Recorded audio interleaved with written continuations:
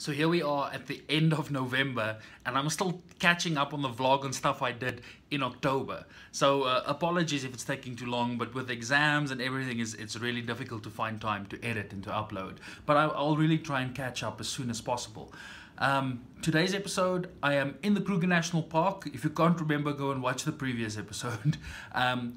But you find out why I am in the Kruger National Park, and of course I share some interesting stories about what I found on my way traveling towards the Mupani camp. So enjoy this one. Hopefully the next episode will come up soon as possible. But thank you very much for supporting this channel. I really like engaging with all of the subscribers. We are few, but it's extremely interesting to see what comments appear on the different episodes. So thank you very much for supporting. Enjoy this episode, and I'll see you at the end. Okay, in the Kruger National Park on my way to the Mupani camp.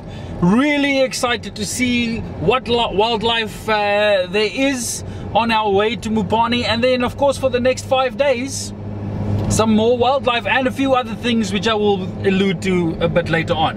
Rightio, let's see what's in the park.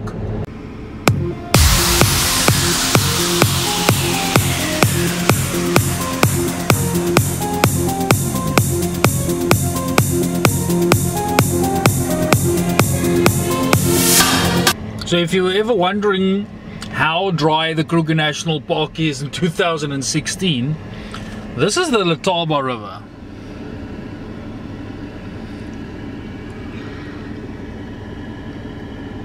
All of that sand, that was supposed to be water.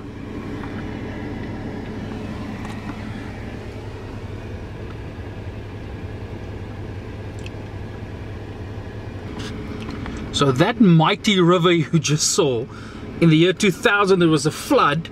So this would be the flood level. This is where the water would have been. That's the mark. There is the river.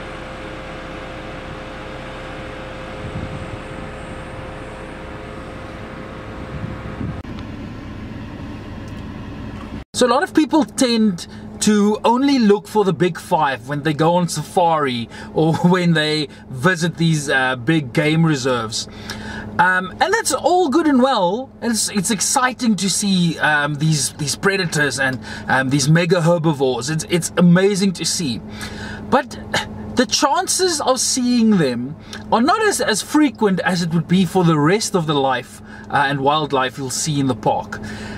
First of all, plants. There's this thing called plant blindness, that when you're in the park you say, oh, I can't see anything, or there's nothing exciting, because you don't nobody really gets excited by plants. So hopefully I can show you a few very exciting plants, or just talk about the ecology behind them. I hope people would start liking plants. I know it's difficult, but go for it. But insects everywhere. So you can't say, oh, I went to the Kruger National Park and I didn't see much because it was dry and I couldn't see. Open your eyes. There's a lot of life out there. Termites. Let me show you how amazing this is. This is quite spectacular. This is a termite mound. Thousands and thousands of termites live in that structure and underneath the ground, because that's just literally the tip of the iceberg. When you come to the Kruger National Park, you'll see many of these. But what people don't understand is how amazing these termites are. You basically get two types of termites. You get more than two types, but or more than two species. But termites, you get termites that eat wood, and you get termites that eat grass. I'm not 100% sure which ones these would be, but I see a lot of grass and I see a lot of trees, so I'm not a termite specialist. A termitology, I don't know. But that is an amazing structure. Of course I can't get out to show you how big it is. There's predators around, but that's easily 3 meters at least. At least 3 meters to the top of that structure. And then You know, in the southern hemisphere, how we like building houses that's north facing, so that in the southern hemisphere, of course, the sun is slightly angled to the north. So when the sun shines down on your house, the northern side of your house gets a lot more heat. And let's call this termite dynamics for the thermodynamics or thermodynamics. Got a compass here on my phone. Let's hope I can show you this. Okay, that's a compass. It is aligned exactly in the same direction as this termite mound, and you can see that the broader end shows north and the shorter end south, so that it can catch the most amount of sun rays. So if you ever get lost in the bush, you can use the termite mounds as sort of a compass showing which direction to go. Of course, you need to know in which direction you're heading, but at least it gives you some form of direction. Test this out to see whether it's true or not. But it's quite fascinating to see how this works. Termites.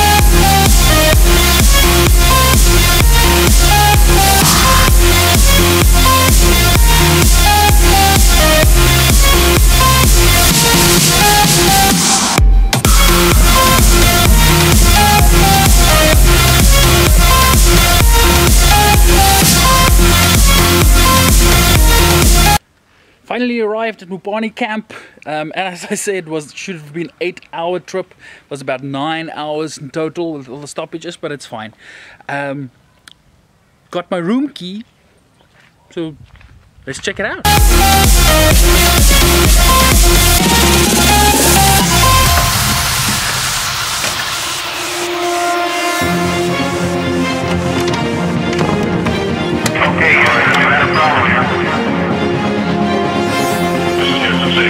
Okay, so the lighting is very bad because it's like 5 o'clock almost, and so not a lot of light coming in, so just excuse that. But why am I here? I am attending a conference. Which conference? The Institute for Science and Technology Education International Conference. So that brings us to the end of Sunday. A very long week still ahead, or that was past, or feels like we're back to the future type of thing, up and down, up and down. But I hope you enjoyed this. Of course, for the rest of the week, you find out what happened at the conference, and then every single day, I either went out in the morning or in the afternoon, or both the morning and the afternoon, to go and do some game drives and see what's out there in the park. So stay tuned for the rest of the episodes where I catch up on what we did in the Kruger National Park. Until next time, cheers.